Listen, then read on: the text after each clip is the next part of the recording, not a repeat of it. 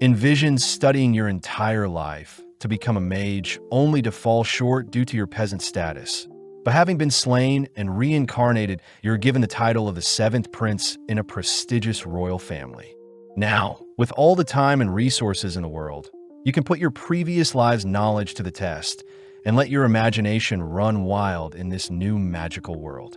The series starts with our MC, kicked to the ground and mocked by noble mages, scoffing at our MC's commoner status. Giving our MC a chance. A soul mage steps up, offering our MC a chance to strike them down, but sadly our MC can only muster up a small ball of magic. Our MC recounts how magic is solely defined by which lineage one is born into, and no matter how hard someone works, they can never surpass those born into the correct family. The mage begins casting a spell of their own, instantly incinerating our MC. But our MC can't help but feel joy finally getting to experience what top-tier magic feels like. As a final wish, our MC wishes to be given more time to learn magic. But as his body finally disperses, our MC wakes up in front of several maids, all adoring him. Quickly preparing a spell to defend himself, our MC blasts a massive hole in the castle he's in, all whilst the townsfolk celebrate the birth of the seventh prince of the Saloon Kingdom. Hence our MC's new name is Lloyd. Several years later, the maids of the castle look everywhere for Lloyd, but Lloyd is clearly avoiding any attention, running into several guards only to ask them to keep his current location a secret. As Lloyd runs off, the guards wonder if they should grow closer to Lloyd, remembering how Lloyd is the seventh born in their family, so Lloyd most likely won't inherit the throne. Apparently, shortly after Lloyd was born, he immediately began speaking, reading spell books, and even refusing breast milk, leading many to believe Lloyd was the reincarnation of William Bordeaux himself, the father of sorcery. Following Lloyd, he admits that he is unsure why he can remember his past life. But slipping past the maids, Lloyd makes it to the castle's library filled with hundreds of books. As Lloyd prepares to tuck into some books, Sylpha appears, heading outside only to begin training Lloyd with wooden swords. Taking a quick break, Lloyd wonders why he still needs to train his swordplay, but Sylpha states that it is proper etiquette for any noble to wield a sword, something Lloyd already knew having been with Sylpha for 3 years.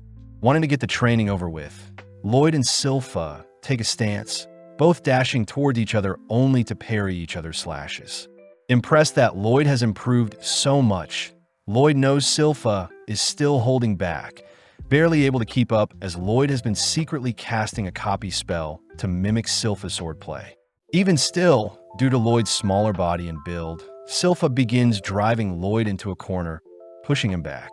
Assessing the situation, Lloyd tests out another skill to compensate for his childlike body, suddenly increasing his strength along with levitating his body. Now able to completely match Sylpha's slashes and movement, Lloyd forces Sylpha to take things more seriously. But when Lloyd attempts to weave in a sneak attack, Sylpha catches Lloyd off guard. Having already known Lloyd was using magic, Sylpha trips Lloyd, only to disarm and smack him on the head, revealing Lloyd's levitation magic. On top of things, Sylpha points out that Lloyd's sword had been extended to give him better reach. But Sylpha can't help but be amazed that Lloyd was able to cast 2 spells at once, something court mages struggle to do. As Sylpha hugs Lloyd tight, Lloyd feels lucky that Sylpha didn't recognize his physical enhancement spell nor his copy spell, meaning Lloyd was actually casting 4 spells at once. That evening, Sylpha drags Lloyd with her to take a bath in the girls' bathing area, catching the attention of other maids as they tell Lloyd about a powerful demon sealed away in a book by the name of Grimoire, capable of wiping out their whole town. Sylpha adds that the grimoire is hidden in an underground library, but suddenly the girls find it adorable Lloyd is acting strange, all fighting over whose bed Lloyd will be sleeping in tonight. Sneaking off, Lloyd grows intrigued by this hidden library, sneaking around at night with a concealment spell. Easily sneaking past the guards in front of the forbidden library, Lloyd manages to break the powerful seal keeping people out, amazed to see the vast library still standing. Taking a look around, Lloyd begins reading some books, suddenly spotting books in particular begin to float around him. Unveiling its dragon head, the book introduces itself as Grimoire, asking Lloyd to unseal it. Knowing Grimoire is the monster Sylpha spoke about, Lloyd grows skeptical seeing Grimoire offer Lloyd some gold. Inspecting the gold, Lloyd says he knows Grimoire used creation magic along with some dust to make the gold, shocking Grimoire. Hearing that Lloyd plans on strengthening the seal on the demon, Grimoire gets terrified, stating that he has calmed down and no longer wants to wipe out the world, but Lloyd isn't buying it. Desperate, the demon offers to teach Lloyd some ancient magic, but that finally gets Lloyd to listen. Yearning to learn more, Lloyd instantly dispels Grimoire's current seal, surprising the demon as he fires off a devastating ancient spell at Lloyd, shredding the surrounding library. As the smoke clears, the demon is horrified to see Lloyd has erected a perfect barrier, a spell that consumes and nullifies Grimoire's volley of ancient spells. Getting hot and steamy, Lloyd reaches out to the remaining residue of ancient magic around his barrier, allowing the magic to tear away at his finger as Lloyd begs Grimoire to show him more. Pissed, Grimoire duplicates his head, beginning to cast a dual spell, but once again Lloyd's barrier perfectly blocks it. Inspecting the spell, Lloyd knows that such a spell can only be cast by demons with two mouths, but it's simply an advanced version of the same spell from earlier. Terrified at Lloyd's capabilities, Grimoire attempts to flee, but Lloyd has preemptively constructed barriers to keep anything else from being destroyed. Trapping the demon in one of his barriers, Lloyd lets loose a fire spell of his own, burning up the demon all whilst trapped in one of Lloyd's barriers. After a while, Lloyd realizes that Grimoire is still alive, asking Grimoire to wait as Lloyd reverts all the damage done to the library. Amazed by Lloyd's amazing feats, Grimoire decides to call Lloyd Master, but Lloyd is more curious as to why demons can't be slain with magic. Seeing as he is no match, Grimoire offers to be Lloyd's familiar, only to transform into a cuter form. Offering to sit inside Lloyd's pocket, Grimoire takes the chance to dive into Lloyd's mind, mortified by the dense mana a mere child has. Knowing that he stands no chance, Grimoire asks to be called Grim, choosing to obey Lloyd's every command for now. Several days later, a blonde boy suits up like normal, heading through the mansion only to enter the library. As Grim hides, Lloyd greets his big brother Albert, both heading outside to see Albert training.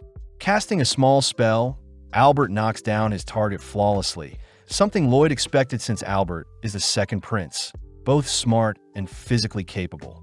Seeing as Albert wants Lloyd to show off what he's got, Lloyd gladly obliges, but not wanting to draw too much attention, Lloyd states he'll only graze the targets. Firing off multiple spells, Lloyd successfully tricks the onlookers into believing Lloyd isn't as competent as Albert, but Lloyd is more curious about adding spin to each of his magic spells. With Albert briefly glaring at Lloyd, Albert asks that Lloyd use the training area as he likes, heading elsewhere with his party. Now alone, Lloyd gets excited, wanting to mimic Grim's dual incantation with two heads. Although Grim states that only demons can cast such a dual spell, Lloyd gets an idea, absorbing Grim into his palm to act like a second mouth. Impressed that Lloyd knew of such a technique, Grim and Lloyd begin chanting simultaneous spells, but Grim instantly gets freaked out not recognizing the spell Lloyd is chanting. Pausing, Grim demands to know what spell Lloyd is casting. Shocked to hear Lloyd was trying a spell stack, purposely mixing multiple spells to have them cast simultaneously. Hearing that Lloyd was trying to stack on 100 spells at once, Grim yells that only 2 to 3 spells can be stacked, otherwise the incantation would take too long. Understanding the situation, Lloyd takes over Grim's mouth, both taking a deep breath only for both mouths to begin chanting powerful spells. Seeing as Lloyd is folding together the essence of 2 magic types itself, Grim fears that the output would be devastating, watching as Lloyd incredibly unleashes a dual spell that ruptures into the skies. At the same time, Albert's retainers wonder why Albert spends so much time with a talentless boy like Lloyd, but Albert corrects them, stating that Lloyd had intentionally grazed all the targets the same way, believing that Lloyd will become a great sage one day. With one of the retainers refusing to believe so, we cut outside to see Lloyd has massacred the surrounding area, even tearing a hole through the stratosphere to reveal the constellations themselves. Briefly admiring the sky, Lloyd rushes to repair the clouds, returning the nighttime back to daytime. The next day, Grimm shows off the newspaper reporting on a mysterious phenomenon tearing apart the skies. But Lloyd is more fixated on the story on the back of the newspaper regarding adventurers conquering a dungeon and bringing back loot. Wanting to explore a dungeon of his own, Grimm struggles to hold back Lloyd, but Lloyd reassures Grimm that he's got everything figured out. Taking out an acorn, Lloyd casts a growth spell, creating an exact clone of himself that mimics his movements. Although Grimm is impressed, Lloyd is still worried, knowing that Silpha observes and tracks every bit of growth Lloyd experiences, meaning a mere dummy clone won't trick everyone. Getting an idea, Lloyd successfully manages to escape the castle undetected, asking Grimm if everything is fine on his end. It turns out that Lloyd had placed Grimm's soul into his clone's body, all whilst absorbing Grimm's body into his palm. Now that Lloyd's clone is more lifelike, Lloyd successfully tricks the maids, but Grimm wonders if he can cause a mess while Lloyd is gone.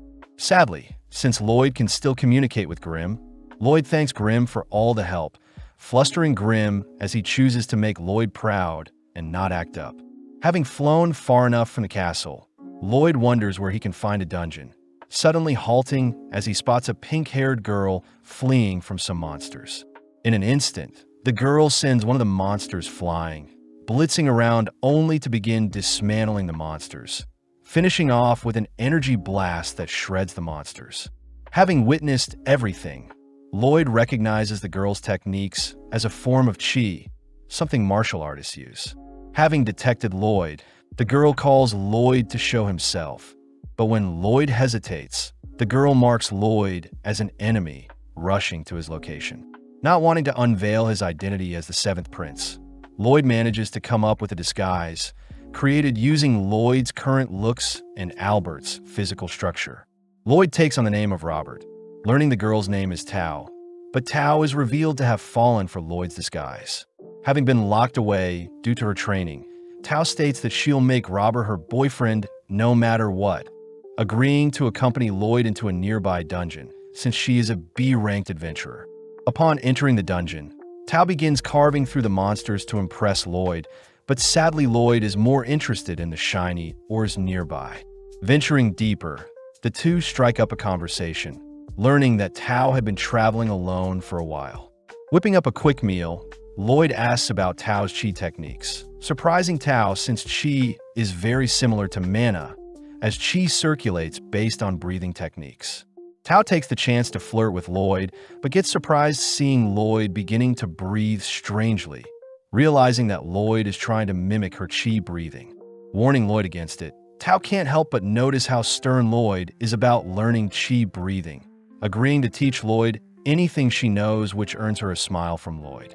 At the same time, Grimm can't help but giggle at how vast Lloyd's obsession with magic is, suddenly realizing that Silpha has appeared. Back in the dungeon, Tao shows off a chi blast, easily destroying the boss of the dungeon only to point Lloyd to the final treasure chest. Lloyd grows curious as to the overall build of the treasure chest itself, something Tao finds adorable. But on top of things, Tao notices Lloyd's breathing has grown stable, celebrating as Tao has finally found a perfect match that her family has to approve of. Finally opening up the chest, a mysterious blade appears, cutting down on Tao, but Lloyd manages to read the attack, pulling Tao aside. As a pool of darkness spreads from the chest, a lich appears, exciting Lloyd as a more worthy dungeon boss has arrived. Exuding a cold aura, Tao begins to panic, asking Lloyd to leave the dungeon first. But when Lloyd refuses, Tao has no choice but to forcibly push Lloyd out of the dungeon. Evading the creature's strange magic, Tao states that a lich is a creature even A-ranked adventurers struggle with. Therefore, she plans on stalling the creature long enough for Lloyd to escape. Flying through the air, Lloyd is sad as he wanted to watch the lich in action, but erecting several barriers, Lloyd halts his movements. When Lloyd asks for Grimm's advice, Lloyd notices Grimm is barely responding, begging Lloyd to come home. At the same time, Tao grows more fatigued, looking for an opening to escape herself. But the Lich suddenly speaks up, having identified Tao's Qi technique.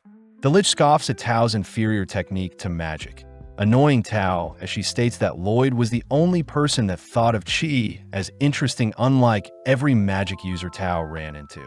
Breathing in, Tao bolts forward, clashing into the Lich's barrier. But having anticipated such a thing, Tao begins to fire off hundreds of punches, ultimately breaking a hole in the Lich's barrier. Collapsing to the ground, Tao knows she has completely exhausted her energy, hopelessly watching as the Lich appears behind her, mocking her pathetic attempt. Choosing to end the battle, the Lich fires off another shard of magic. But Lloyd appears, nonchalantly blocking the spell along with reassuring Tao that he's here to help. Seeing as Lloyd needs to return home to Grimm quickly, both the Lich and Lloyd begin chanting spells. But in an instant, Lloyd dashes behind the Lich, a technique the Lich doesn't recognize. Firing off a volley at Lloyd, the Lich watches as Lloyd begins stalling by erecting a barrier. But taking a deep breath, Lloyd combines a movement spell with his Qi breathing technique. Dashing around the Lich, Lloyd notices the Lich firing more magic at his barrier. But Lloyd's barrier easily defends, giving Lloyd more time to perfect his breathing. Seeing as his own barrier is slowing him down, Lloyd shatters his own barrier, accelerating further as he maneuvers around the dungeon, all whilst evading the Lich's magic. Finally condensing two techniques into one, Lloyd counters the Lich's magic with a technique he just created, firing off hundreds of slashes, all whilst tuning the spell's speed and sharpness. Terrified to see a mage using Qi, the Lich attempts to hold on, but seeing Lloyd's technique shredding his spells, the Lich is forced to project a barrier, but Lloyd's technique cuts clean through both the barrier and the Lich itself. Dazzled by Lloyd's show of strength, Tao and Lloyd finally claim the dungeon's treasure, disappointed to see a mere rusty blade infused with mana as their reward. Out of nowhere, the dungeon begins to crumble, beginning to retract the treasure chest, leaving Lloyd and Tao to keep the old blade only. Wanting to inspect the treasure chest itself, Lloyd sticks around to take the chest as well, but they are both forced to escape before the dungeon closes. Outside, Tao asks about Lloyd's new technique he created, something Lloyd isn't sure of himself, but Tao recognizes it as a secret Qi technique she has only heard of in tales. As Lloyd flies off, Tao promises to grow stronger so that Lloyd can finally pay more attention to her. But Tao forgets to ask where she can find Lloyd. Flying through different regions, Lloyd finally returns home, spotting his clone all beat up. Grimm reveals that Silpha had asked for a sparring match like usual, but grew disappointed seeing how weak Lloyd's clone had gotten, beating his clone senselessly. Showing off the dungeon's knife to Grimm, Lloyd douses the knife with hot water, only to scrape off a layer of mana essence. Lloyd explains the mana essence is used to enchant any weapon, with the dungeon blade in particular being enchanted with a power booster. Placing the mana essence into a flask with water, Lloyd shakes up the flask, only to cast a purification spell in order to extract the ingredients of the mana essence. Revealed to be a mixture of oil, silver, and hematite, Grimm recognizes the ingredients as materials from a monster core, giving Lloyd the idea to create more essence since he had retrieved the dungeon's core in the form of the treasure chest. Needing silver, Lloyd rushes to ask his father, King Charles, for a bag of silver coins, only to begin melting the silver down. Next, Lloyd spars with Silpha for a wager, managing to catch Silpha off guard with a sneak attack combined with some magic, but Silpha had reacted fast enough, appearing from one of Lloyd's creations, only to defeat Lloyd. Even after losing, Silpha agrees to give Lloyd the jar of oil he had asked for, scaring Grimm as Silpha was even able to defeat Lloyd with her pure swordsmanship skills alone. With all the ingredients needed, Grimm and Lloyd complete the mana essence, rushing to Albert to ask for a weapon to enchant. Seeing as his adorable Lloyd is requesting something of him, Albert asks for his knights to hand over their weapons, all immediately offering Lloyd all their weapons to enchant. The knights know that enchanting weapons usually go horribly, all bidding their precious swords goodbye as they have no faith in the 10-year-old Lloyd to enchant their weapons. But having heard all of the knights mocking his master, Grim gets fired up to prove the knights wrong. As Lloyd begins layering on 2 to 3 enchantments, Lloyd unfortunately shatters the first blade, being too weak to withstand Lloyd's enchantments. Soldiering on, Lloyd works through the night, only to report to Albert that he managed to enchant 50 out of 120 swords, frightening Albert, as even the greatest enchanter has only a 10% success rate. Inspecting the blades, one of the knights refuses to believe Lloyd enchanted the blades, but when the knight goes to sheath his blade, his holster is suddenly cut into 2 by the newly enchanted sword. Spotting a glowing blade in particular, Albert is mesmerized by the enchantments, offering Lloyd to join him on a monster hunt given by their father. Heading out of town early the next day, Lloyd accompanies Albert and Silpha, all heading towards a forest via carriage. Lloyd asks where the monsters they are hunting will be, excited to hear the monsters reside near a lake, especially since Lloyd can see how strong his enchanted blades are. As Silpha admires Lloyd's adorable expressions, Albert can't help but tease Silpha for clinging on to Lloyd too much, but Albert is silent seeing Silpha draw her sword. Just then, Silpha detects creatures approaching, spotting that the monsters are all wielding steel equipment. Pumped up, the knights protecting Lloyd and Albert all rush into formations, ready to test out their new enchanted gear. All whilst Grim spots Lloyd using a chi breathing technique to detect all objects in his surroundings. Plus, Lloyd always has his barrier spell ready to protect himself. Seeing the knights engage the monster, the knights flawlessly cut through the creatures, all thanks to Lloyd's enchantments. Praising Lloyd, Albert declares that Lloyd truly is a prodigy, but they both suddenly spot a monster rushing them. Before the two can react, Tao appears, dispatching the creature. Having sensed a cute guy nearby, Tao had rushed over, crouching beside Lloyd only to realize Lloyd is using a chi breathing technique. Plus, Lloyd looks very similar to Robert. As Tao senses another monster attacking from behind, Silpha is forced to save her, demanding that Tao step away from her precious Lloyd. Stopping the girls from fighting, Albert asks Tao to accompany them, all setting up camp for the night near a lake. Thanking Tao for escorting them, Tao points out how although Albert is cute, Albert wasn't the cute guy she was detecting.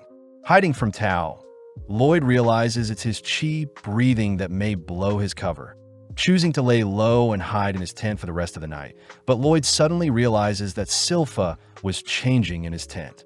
Demanding to know why Silpha is sharing a room with him, Silpha states that she is the only person that can protect Lloyd, trapping Lloyd between her thighs. Entering the tent, Tao is flustered seeing Silpha pinning Lloyd down with her body, swiftly evading a dagger thrown by Silpha. As the girls begin to bicker and argue, Lloyd manages to sneak away, but Albert teases Lloyd for attracting so many girls. Albert points out how Silpha has changed a lot ever since she started looking after Lloyd, shaking as he remembers something.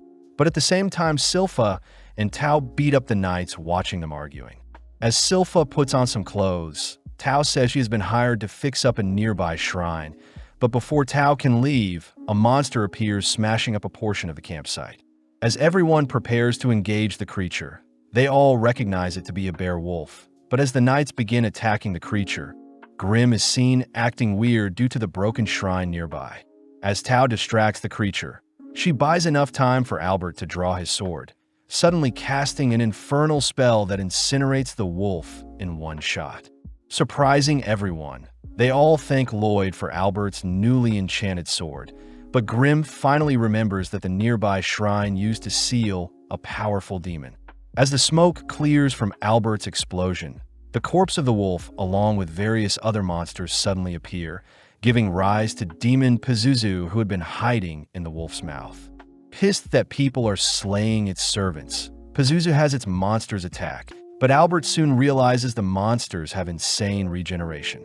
Lloyd asks if Grim and Pazuzu are friends, but Grim says they aren't, uttering that Pazuzu is puppeteering the monsters with its dense mana along with regenerating their wounds. Intrigued, Lloyd asks Grim to teach him the same mana transmutation technique as Pazuzu, but at the same time Pazuzu begins insulting the humans for losing slowly at the hands of his beast army. When Pazuzu begins to insult Lloyd, Silpha suddenly snaps, asking Lloyd to remain hiding. With Silpha's terrifying aura erupting, Silpha is offered a role to join Pazuzu's servants. But Silpha scoffs at the idea of serving a disgusting creature, declaring she'll slay Pazuzu. Giddy, Pazuzu reminds Silpha that the monsters will continue to heal as long as he channels mana into them. Seeing Silpha shake, Pazuzu suspects that Silpha is able to sense its vast mana pool, but Silpha instead mocks Pazuzu's stinky breath. Annoyed, Pazuzu rushes Silpha with his wolf servant. But in an instant, Silpha severs the wolf's legs before it could do any harm. As Pazuzu begins to regenerate the wolf's legs, Albert and the others realize the monsters have stopped moving entirely, reasoning that Pazuzu can't control the creatures whilst it's prioritizing healing itself. Off to the side, Grim points out that transmuting mana is quite difficult since the mana needs to be correctly tuned to fit the intended target. Surprisingly, Lloyd manages to transmute a flower with his mana, even matching the color and scent of the flower. Out of nowhere, Silpha slams Pazuzu and his servant to the ground, picking up one of Lloyd's enchanted swords, admiring how finely enchanted the blade is, only to prepare to finish off the demon. Pazuzu is weirded out by how Silpha is acting, beginning to encircle Silpha, all whilst choosing to insult Lloyd in order to get Silpha to drop her guard. Seeing an opening, Pazuzu manages to clamp on his Silpha with his wolf servant. But Silpha has used the opportunity to get close to the demon, revealing her dual sword techniques that shreds the bear wolf along with Pazuzu's body from the inside. Continuing to hack away at the demon, Silpha begins ramping up her speed to ensure Pazuzu is defeated. But Lloyd takes the chance to memorize Silpha's body shape with his new transmutation skill, all whilst Silpha coldly marches towards the demon, preparing to take its life. Glaring at the demon on its knees, Silpha watches as Albert and the others take down the remaining beasts, all staying vigilant until Silpha slays Pazuzu. Out of nowhere, a potent smog fills the air, bringing all the humans to their knees as Pazuzu seems to have evolved. Pazuzu states that he had escaped his 100-year seal finally, annoyed that all his hard work nurturing his servants have all gone to waste. With a single slap, Pazuzu knocks Silpha back, all whilst Albert helplessly watches. As Silpha struggles to breathe, Pazuzu flies in for the final blow, but Tao intercepts the attack, revealed to be unaffected by the smog. Seeing Silpha finally collapsing due to Pazuzu's smog, Tao stays alert, barely able to detect Pazuzu appear behind her. As Tao throws out a kick, she ends up getting snatched up from the feet and punched, but Pazuzu wonders why Tao is unaffected by his smog. Seeing Tao breathing weirdly, Pazuzu realizes Tao is using a strange breathing technique, but forcing herself away from the demon, Tao is forced to kick and blast Pazuzu away, swiftly stabilizing her breathing, but suddenly realizes a monster has snuck up on her. Barely able to stop the jaws of one of the beasts from clamping down, Tao watches as Pazuzu rises back up, emitting its smog as it demands Tao serve it. Seeing her life flash before her eyes, Tao manages to survive Pazuzu's aura, declaring that her savior will arrive soon. Having heard enough, Pazuzu's servant bites down on Tao, prompting Pazuzu to head over to retrieve Silpha's unconscious body. Declaring that he'll make Silpha his slave, Pazuzu reveals that he had slayed his servant's parents, only to have the monsters believe Pazuzu was their original parents, something Lloyd states is terrible. Realizing that Lloyd is unaffected, Pazuzu demands to know who Lloyd is, spotting Grim, a fellow demon who is serving a mere child. Before Grim can warn Pazuzu of Lloyd's abilities, Pazuzu sends his servants to attack Lloyd, but seeing as this is the perfect chance, Lloyd begins transmuting his mana. Creating the picture of a field of flowers, Lloyd manages to calm the beasts, briefly cuddling with them only to retrieve the unconscious Tao, covering her up with his jacket. Impressed to see Lloyd as a competent mage, Pazuzu tries to order his servants around, but the beasts instead turn their fangs onto Pazuzu, tearing away at the demon that killed their parents. Having sustained a decent amount of damage, Pazuzu chooses to dispose of his own servants, slamming them together only to kick them to the ground. Seeing Pazuzu harming his own servants, Lloyd wonders why demons can't be defeated with magic. Something Grimm mentions is probably since it's never been done before. As Pazuzu's mana begins to swell up, the surrounding area begins to perish, but Lloyd is more curious as to how much mana it will take to defeat a demon. Revealing his own mana pool, Pazuzu suddenly freezes at the sight of Lloyd's mana. Something Grimm knew Lloyd was concealing, and is the reason Pazuzu's smog didn't affect Lloyd whatsoever. Finally able to let loose, Lloyd attempts to trap Pazuzu in a barrier, but Pazuzu barely manages to escape. Realizing that Lloyd is attempting to cage him, Pazuzu attempts to flee, but Lloyd is dead set on trapping Pazuzu with his barriers. Floating all throughout the skies, Pazuzu continues to evade capture, all whilst Grimm learns Lloyd is capable of casting 20 spells at once. But making use of Grimm, Lloyd increases his spell output. Seeing as there are no escape routes in the skies to flee, Pazuzu dives into the sea, terrified to see Lloyd is still hunting him down in the water. Proud of himself, Pazuzu manages to hold out, believing that he's finally escaped. But as he breaches the water's surface, Pazuzu realizes Lloyd had been toying with him this entire time, having been trapped in one of Lloyd's larger barriers. Attempting to find a way out of Lloyd's cage, Pazuzu refuses to be one of Lloyd's lab rats. But Lloyd is confused at how hypocritical Pazuzu is, seeing as Pazuzu had used his servants as lab rats. Seeing Lloyd prepare multiple spells, Pazuzu begins begging for his life.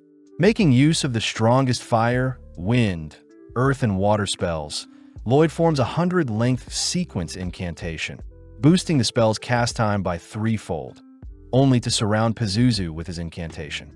Unleashing his incantation, Lloyd proudly claims that he is currently casting 240 spells per minute, but not even 5 minutes later, Lloyd is forced to halt his incantation. Seeing Pazuzu drained, Grimm points out that magic to demons is like light and sound to humans, and overwhelming a human with light and sound will drain them, just like what Lloyd did to Pazuzu with his magic. Seeing as Pazuzu has completely given up, Lloyd focuses on Albert and the others who have begun to wake up, rushing to their side to explain what transpired whilst they were asleep, all whilst Grimm and Pazuzu have a chat. Grimm advises that mages that have the most fun will ultimately live the longest, something Pazuzu also realizes as he finally passes away. Seeing the ashes of Pazuzu, Grimm takes the chance to absorb what remains, able to restore a fraction of his original form, what was lost. Back with Lloyd, Lloyd seems to have convinced everyone that a powerful mage by the name of Robert defeated the demon, exciting Tao as she demands to know where Robert is. As the gang return to report their hunt to the king scolds Albert for not being more prepared for the monster hunt, wondering where Robert and Tao are, wanting to reward them. Sadly, Albert reveals that Robert was never seen by anyone. As for Tao, she ran off in search of Robert. Changing topics, Albert asks for his father to consider Lloyd as a possible candidate for the throne, stating that Lloyd's genius with enchantments may prove fruitful for a ruler. Impressed to hear his seventh son is so gifted, the king asks if Lloyd would join his brothers to fight for the throne, but Lloyd flat out rejects the offer. Later that day, Lloyd is seen playing with a fluffy beowulf, having followed Lloyd home from the forest. Grimm begins to get jealous seeing how much Lloyd is admiring his new pet, choosing to fluff himself up to get Lloyd's attention. Seeing as Silpha is approaching, Lloyd quickly stuffs Grimm inside the beowulf's fur, only to tell Silpha that his new pet will be called Shiro. As Silpha and Lloyd brainstorm tricks they can teach to Shiro, Albert and the king both chat about Lloyd's future, both expecting great things from Lloyd. Getting to work, Lloyd manages to teach Shiro basic tricks, but wonders how he should train Shiro to execute more tougher actions. Having tried to infuse his mana with more specific commands, Shiro unfortunately isn't able to understand Lloyd's complex task, prompting Lloyd and Silpha to wonder if there is a monster expert that can help. With them both suddenly remembering Princess Elise, they all head over to her garden tower. Grimm learns that Elise is the 6th princess of Saloon, being Lloyd's older sister by 3 years. Out of nowhere, Elise pounces on Lloyd, wrestling him only to give him a greeting smooch. Seeing Lloyd knocked out, Eris, Elise's maid, reprimands Elise for going too far with Lloyd. Turning to see Shiro, Elise can't help but cuddle with the adorable creature, but seeing this, Lloyd asks if Elise can show off one of her own monsters. Out of nowhere, a lesser Fenrir appears, snatching away Sylpha's headband. Lloyd is shocked, seeing as the monster slipped past his detection. Lloyd is intrigued as to what command Elise gave to the Fenrir in order to have it time its approach. Asking for Elise to teach him all she knows, Elise gladly obliges, revealing that a deep bond with any animal will involve lots of love. Demonstrating her powers, Elise calls for the animals to surround her, stating that love is a technique anyone can learn. With Elise sending her animals to tease Sylpha and Eris, they all suddenly spot Lloyd is calmly taming some animals of his own. Having not considered using love before, Lloyd begins to think of how he should love Shiro. All while Sylpha dreams of the day, Lloyd shows affection for her. Reconstructing Elise's taming technique, Lloyd notices that Elise had channeled mana into her animals via her head, allowing her to communicate with nothing but thoughts. Trying it out, Lloyd manages to establish a connection with Shiro, having him run circles only to leap into the air. Happy to see it worked, Lloyd and Shiro cuddle for a bit, all whilst Eris praises Lloyd for replicating a monster tamer's technique. Elise cries that love is the most important factor for taming monsters, something Lloyd doesn't disagree with, especially since the tamer must get to know the monster they want to tame first. Seeing Lloyd adorably explain love, Eris, Sylpha, and Elise all adore Lloyd, rushing to his side only to begin loving him. As Lloyd begins heading back, Sylpha says they'll be sparring again today, but out of nowhere Albert appears, asking to borrow Lloyd for a bit. Albert calls for Lloyd's older brother Dien, the fourth prince, to show himself. Heading to a small smeltery, Dien demands to see Lloyd enchant a blade for himself. But Albert defuses the situation by revealing that Dien always wanted to be a blacksmith, even traveling to the nation of Bartram to learn smithing when he was 10. Sitting down, Dien watches as Lloyd begins enchanting a sword, refusing to believe Lloyd has learnt so much at such a young age. But when Lloyd finishes up his enchantment, Dien can't help but tremble seeing how magnificent Lloyd's enchantments are. Getting excited, Dien states that Lloyd can help Dien achieve his dream of creating the ultimate spellbound sword, a weapon that has enchantments built into it and layered onto it. Dien reveals that he was never capable of casting magic like most mages. Therefore, Dien wants even normal humans to wield magic when they swing a spellbound sword around. Only interested in the production process of a sword, Lloyd agrees to help Dien out, both getting to work as Dien sets the goal of creating a sword that can shoot fire. First, Dien heats up a piece of steel, asking Lloyd to first layer on a fraction of the fire incantation, but the steel immediately shatters. As Lloyd attempts a weaker enchantment, Dien can't help but notice Sylpha and Shiro interested, having Sylpha help out with hammering the steel, but sadly Lloyd's powerful enchantments are still too strong for the piece of steel. Completely baffled, Lloyd racks his head for an alternative solution, reassured by Dien that Lloyd could try as many enchantments as he likes, especially since Dien bought a bulk of mana essence for cheap. Suddenly realizing something, Lloyd inspects the mana essence. Realizing that the hematite in the essence is way too weak, Lloyd asks if Dien has any spare hematite lying around. Upon hearing that Dien doesn't, Sylpha offers to accompany Lloyd to a dungeon, both heading to the Adventurers Guild. Entering the guild, Lloyd greets Katarina the receptionist, only to fill out a form for his details. Next, Lloyd is asked to place his hands on a crystal ball, something Lloyd knows is used to measure one's stats. Fearing that his current power level will destroy the orb, Lloyd begins compressing his mana, managing to achieve an overall rank of E. As the other adventurers laugh at Lloyd's poor rank, the receptionist points out that Lloyd has a magic stat of a rank, making him comparable to the mighty Silver Blader, something the other adventurers refuse to accept.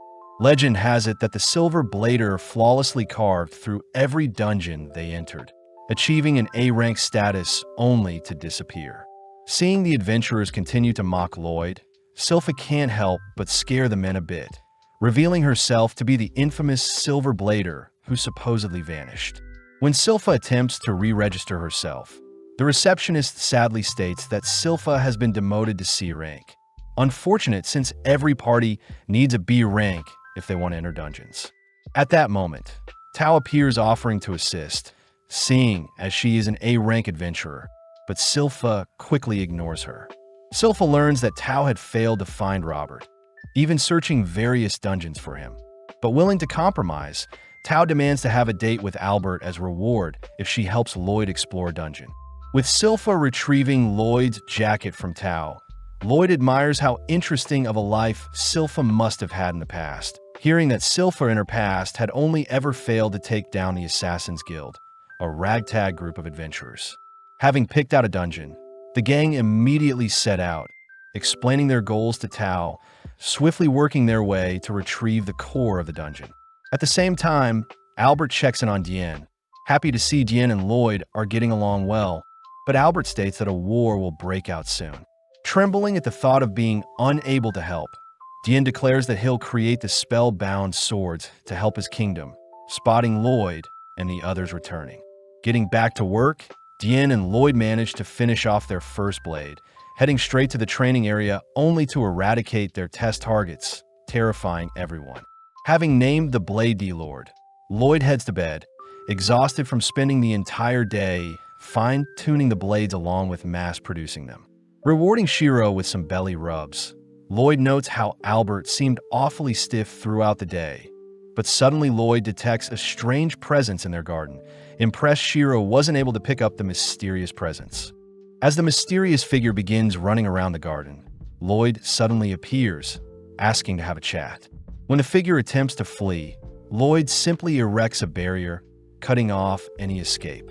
Seeing no other option, the figure unveils their hood, apologizing as she blasts Lloyd with a sweet scent, but Lloyd realizes it's poison. Attempting to cleanse the negative effects, Lloyd suddenly collapses, having failed to neutralize the girl's poison. Lloyd deduces that the girl is using a new type of toxin, hearing stories about those with strange abilities, people known as the Blighted. The girl confirms herself to be the Poison Blighted, Ren the Poison Moth. Heading over to Lloyd's barrier, Ren instantly shatters it with a kick, having weakened it with her poison. Ren reassures Lloyd he won't pass away, warning Lloyd of the side effects he may experience in the next few days. Just like that, Ren disappears, allowing Lloyd to finally rest a bit. Having seen everything, Grim learns that Lloyd is actually canceling out Ren's poison with a breathing technique, wondering why Lloyd didn't just capture her. Lloyd reveals that he plans on tailing Ren to her hideout, recognizing Ren as one of the 6 Assassin Guild members. Lloyd gets excited, wondering what the other members' special abilities are, praising Ren for concealing her presence so well, but Lloyd has already figured out their trick.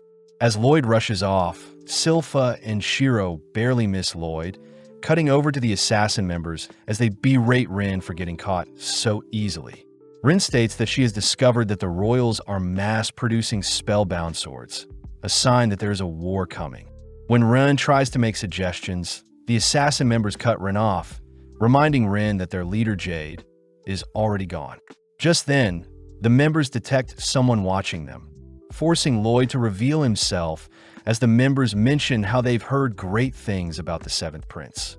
Seeing as Lloyd has discovered them, they have no choice but to take Lloyd out, but Lloyd is excited to see what the enemy has in store, releasing his barrier. Taking a fighting stance that mimics Tao's, Lloyd draws in a green headman, able to defend against most of his strikes, but suddenly spots one of the man's punches wrap around his arm. Introducing himself as the warp-blighted Babylon the Giant Rat. Knowing that Babylon's movements exceed what mages are capable of, Lloyd suddenly realizes someone is behind him, abruptly collapsing to the ground as Crow the Dark Raptor binds him with a curse. Following up, Galilea attempts to pummel Lloyd, but Lloyd uses brute strength to escape Crow's curse, but sadly gets entangled in Galilea's spiderwebs. With no choice, Lloyd ditches his clothes, ecstatic to have run into a user with curse speech along with people able to transmute their mana.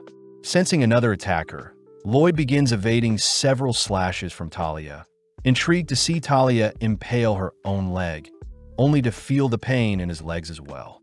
Introducing herself as the Pain Blighted, Talia gets weirded out seeing how happy Lloyd is, watching as Lloyd analyzes and reverses Talia's wound both on Talia and himself.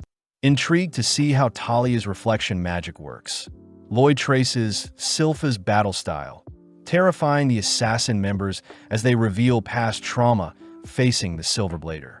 With Lloyd's aura erupting, the assassin members all scramble from their positions, but Babylon is Lloyd's first target. As Lloyd catches up to Babylon, Lloyd slams him into the ground, impressed to see Babylon relax his body so as to not sustain too much damage.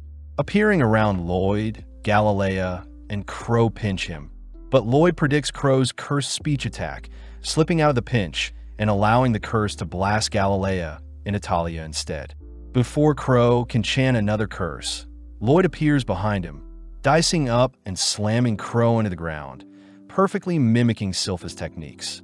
Off to the side, Galilea struggles to separate himself from Talia, but since his webs have bound them together, Talia's clothes are accidentally pulled apart. Seeing an opening, Lloyd rushes to attack Talia, warned by Talia that the damage will be reflected on Lloyd himself, but Lloyd could care less. Talia is slammed into a wall, making Lloyd euphoric, finally experiencing pain for the first time in a while. Seeing as Galilea has managed to sneak up behind Lloyd, Lloyd employs Tao's martial arts, blasting Galilea into a nearby wall as well, terrifying Rin. Before Lloyd can engage onto Run, Galilea asks for Lloyd to leave Rin alone, revealing that Run is unable to control her toxins. Lloyd suddenly realizes that all the assassin members aren't really good at controlling their powers, watching as Galilea rushes him. But Lloyd suddenly hits Galilea with a special attack. Pissed, Rin throws a kick whilst releasing her toxins, but Lloyd simply blocks it with his barrier, asking Run to calm down. Right on cue, Galilea utters that he is fine. Lloyd states he has engraved Galilea's curse directly into their body, giving him more control of their curses, bringing Galilea into tears. Applying the same trick onto the others, the members begin to celebrate, finally able to toggle their powers on and off. Off to the side, Rin is seen holding back her tears, finally able to wear whatever she likes without accidentally releasing her poison. Seeing the others taking care of Lloyd, Rin reminds everyone that Lloyd and his family are producing weapons to spark a war, but Grimm brushes them off as mere rumors. Before Grimm and Rin can bicker some more, the others mention how they should at least tell Lloyd about their past, revealing that they have a leader by the name of Jade, known as the Phantom Blighted and has the ability to teleport. Flashing back, one day Jade had reappeared out of nowhere, having been teleported to Egypt but had finally made it back to their hideout.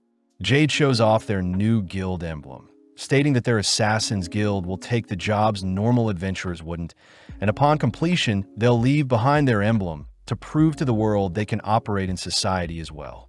Before Jade can add anymore, he is teleported away, but around the same time the Assassin's Guild found out that the Warlord of Lordist was preparing for a war. Out of nowhere, a mysterious envelope appears, but before the contents is revealed, we cut to several moments later where Silpha and Shiro have busted into the Assassin Guild's hideout. Seeing as Lloyd has left behind a letter, Silpha reports her findings to Albert, who holds back his anger, fearing that the Assassin's Guild has kidnapped Lloyd and brought Lloyd to Lordist. Worst of all, Silpha shows off the sticky clothes Lloyd had left behind, horrifying everyone as Albert and Silpha both declare they'll wage war if it means Lloyd will return safe. Cutting back to when the envelope appeared, Galilea reads that Jade had officially overthrown the rulers of Lordist, making the assassin members celebrate. But inspecting the letter himself, Lloyd can't help but smirk. Immediately heading out, Lloyd sends everyone flying with him towards Jade's location. But we learn that Galilea and Run had asked if Lloyd could help Jade fix his teleportation curse as well. But Lloyd points out that Jade no longer needs his help, since the letter seems to have been perfectly teleported to their location. Lloyd knows that teleportation magic itself is very rare, especially being able to control it, making the members wonder if Jade was lying about his curse this whole time. Regardless, Rin says she still wants to reunite with Jade, exciting Lloyd as he says he'll accompany them. Seeing as Rin is starting to doubt Jade, Lloyd cheers Rin up, making Rin's heart flutter a bit.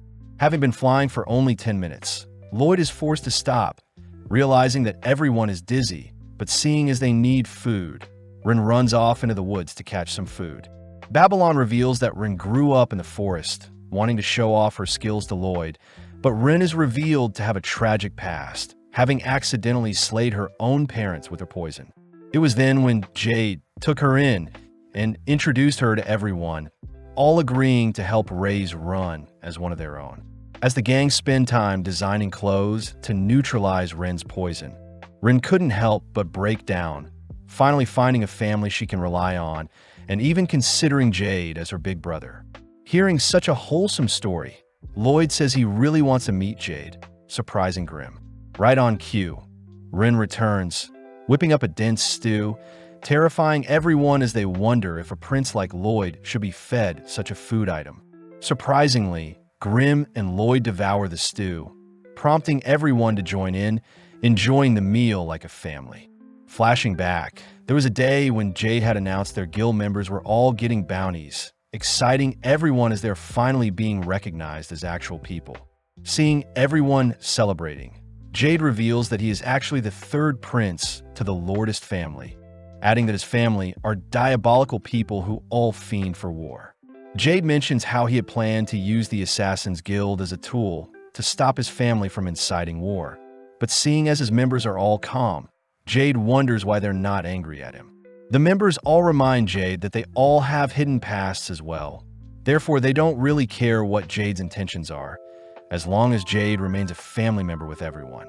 Impressed to hear his guild members are willing to commit crimes for him, Jade states that he must claim the throne by himself, not wanting his assassin members to have to dirty their hands. Jade admits that he may never return, but he promises he'll one day claim the throne for himself and finally grant all outcasts a place to stay.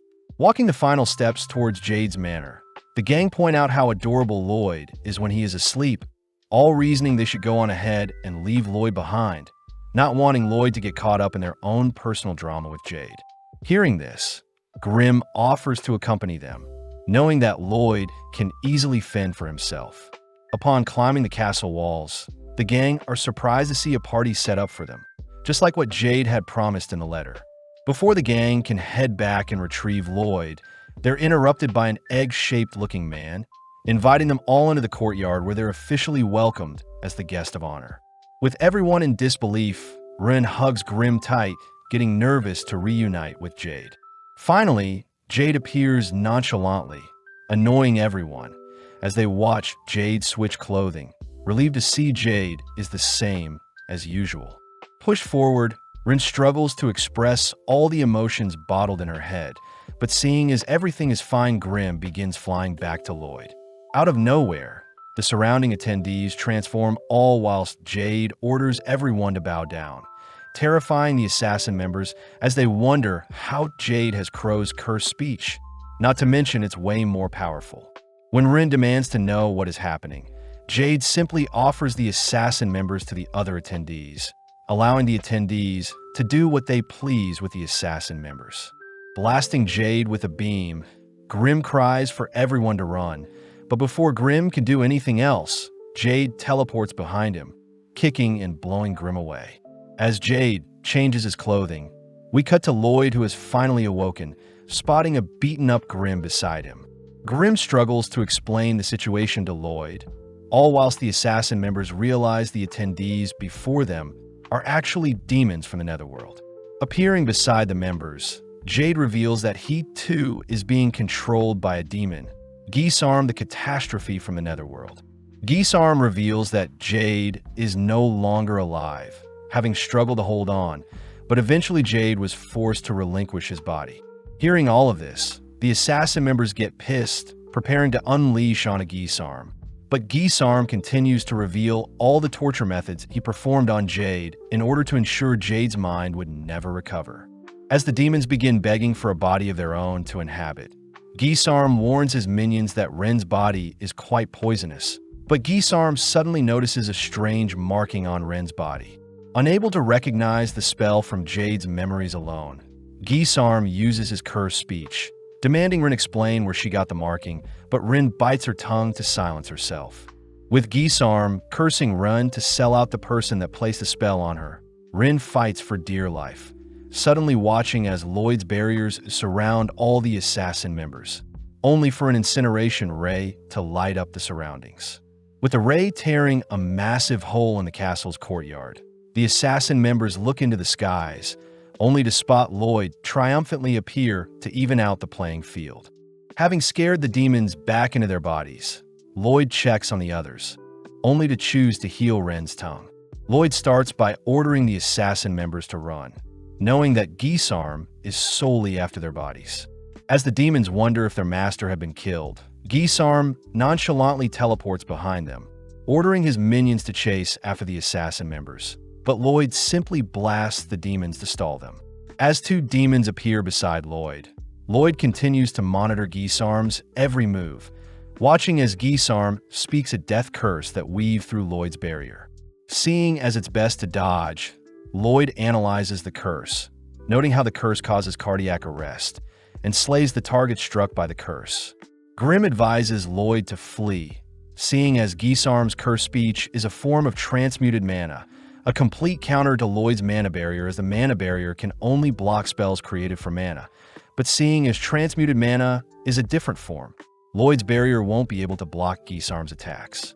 Grimm also points out Gisarm's mana is quite vast, being a completely ascended being, explaining that demon servants are ranked 10th amongst demons. Demon Pazuzu was ranked 8th. Grimm himself is ranked 3rd, but Gisarm is a demon lord, placing himself above rank 1 and considered the pinnacle of all demon kind, being able to take on even 100 rank 1 demons alone. Seeing as Gisarm is the real deal, Grimm advises Lloyd to flee, but Lloyd chooses to introduce himself to Gisarm. Gisarm remembers Jade's memories had once mentioned Lloyd the 7th Prince, but regardless, they both prepare to enjoy the oncoming battle.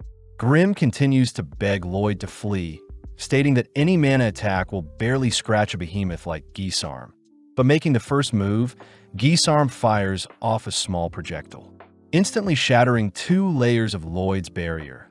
Gisarm grows excited, choosing to fire off a volley of spears that chase Lloyd throughout the castle. As he racks his brain for a solution, Gisarm suddenly appears above him, kicking Lloyd towards his volley of spears, but barely thinking quick enough, Lloyd conjures a stone golem to tank the volley of spears. At the same time, the demons finally catch up to the assassin members, all watching as Babylon scales the castle walls to open the castle gates. Back with Lloyd, Gisarm praises Lloyd for surviving the first wave, beginning to make fun of how weak blighted humans are, to have been born with such immense power but to never know how to control them. Gisarm mentions how Jade's teleportation powers called to him, wondering why blighted humans struggle to live amongst humans when they can offer up their bodies to demons who can make full use of blighted cursed bodies. Seeing as Lloyd is speechless, Gisarm warns Lloyd to prepare himself, snapping his fingers, only to teleport a spear into Lloyd's body. Knowing that Lloyd won't be able to react, Gisarm continues to skewer Lloyd with his spears, all whilst Galilea webs the bridge they're on to stall the demons.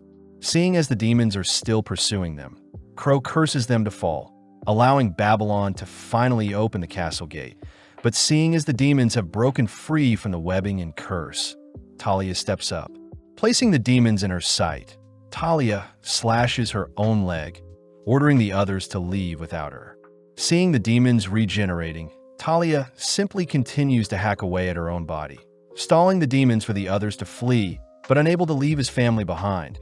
Galilea chooses to shove Crow and Ren through the gate, closing the gate behind him only to join Talia. Galilea promises to remain by Talia's side all the way to the very end, giving Talia enough courage to sacrifice her life if it means the demons will disappear as well. Seeing the demons attempting to stop her, Galilea holds them off with his web, watching as Talia cries out, imagining how much pain Jade must have gone through whilst trying to stop Gisarm from invading his mind. As Rin begs for everything to return back to normal, Talia pulls the trigger, all whilst Gisarm mocks Jade's memories of wanting to live peacefully with his friends. Turning to check on Lloyd's skewered corpse, Gisarm realizes he had attacked a stone statue instead, watching as Lloyd appears with a blade aimed at his neck. Nonchalantly teleporting away, Gisarm is amazed to see Lloyd is still standing, but gets thrown off hearing Lloyd wants to move their fight elsewhere. Right on cue, a swarm of fire arrows lay waste to the demons, rescuing Talia and Galilea. As the castle gate is shredded, Albert and the others triumphantly appear, declaring that they'll save Lloyd no matter what.